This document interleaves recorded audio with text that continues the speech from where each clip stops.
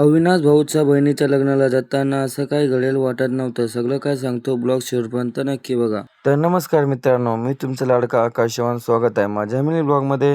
तर काय भाऊ, आज सकाळ सकाळ उठलो आणि दोघं भाऊ स्टेशनकडे निघालो. मग काय, भाऊ म्हणाला चल पटकन निघूया. दोघंही तयार झालो आणि सरळ निघालो. रस्त्यावर गाडीमध्ये पेट्रोल टाकलं आणि स्टेशनकडे निघालो. स्टेशनवर पोचलो तर भाऊ म्हणाला सावकाश जा आणि पोचल्यावर कॉल कर. मग काय भाऊ, स्टेशनवर गेलो आणि तिकीट काढलं. तिकीट काढलंच ट्रेन आली आणि ट्रेनमध्ये बसलो.